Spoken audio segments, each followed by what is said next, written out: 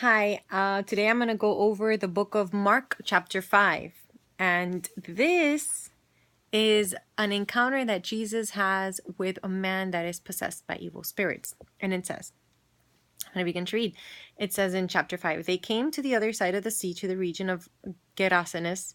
And as soon as he got out of the boat, there met him out of the tombs a man under the power of unclean spirits. It says under the power of an unclean spirit. And it says, this man continually lived among the tombs, and no one could subdue him any more with a chain.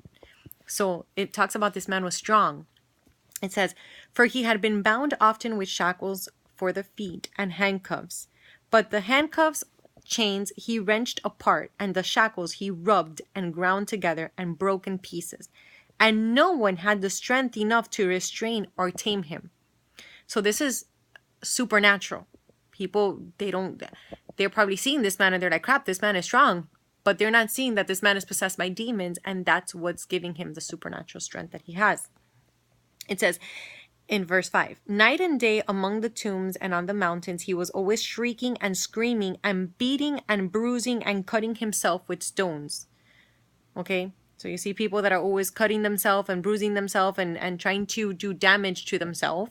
And you wonder why. Here we see that this man that would do it, it was because he was under demonic influence.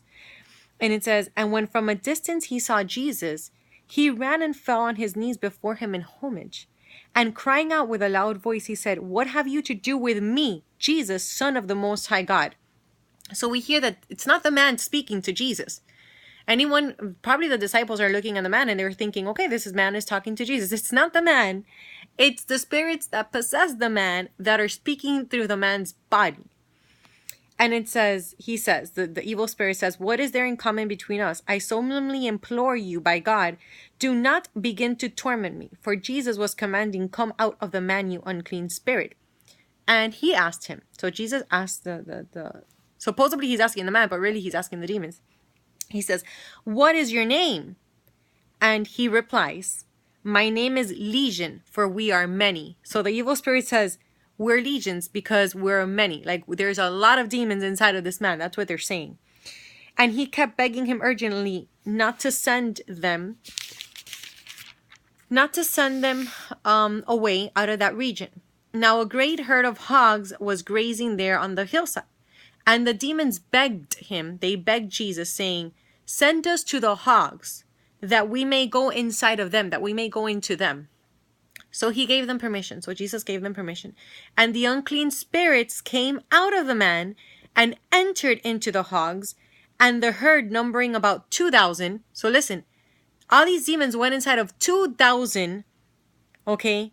And it says they rushed headlong down the steep slope into the sea and were drowned in the sea. So this tells us that there was more, maybe 2,000 or more demons inside of this man, that so many spirits were able to go inside of so many different hogs, and they all killed themselves.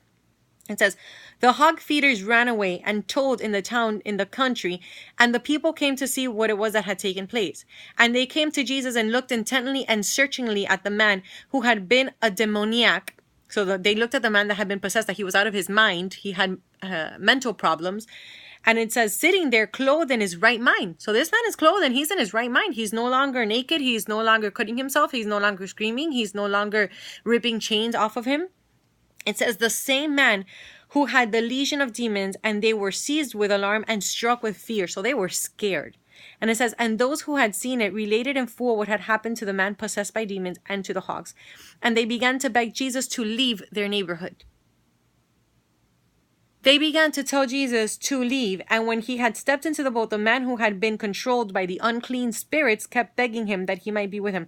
So the man that, listen what the Bible says, the man that had been controlled by the unclean spirits. So here we see that this man, it's not that he wanted to run around naked. It's not that he wanted to cut himself. He was being controlled. He was being influenced by demonic spirits, meaning that at some point of his life, he has to have done something that God warns us not to do, that opened the door, that gave the devil a legal right, gave the devil a license, right, for these evil spirits to enter that man.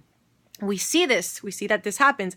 And the people were so scared because a man that was mentally wrong in his mind and was supernaturally strong because he was possessed by many spirits had been completely set free, that they told Jesus to leave. Imagine this. You're thinking Jesus just heals a man. He just delivered a man from demons. And the people are telling him to leave, because sometimes people are comfortable with their devils. Sometimes people don't want to be set free from their demons. Sometimes people would rather have their demons than have Jesus in their life. God forgive.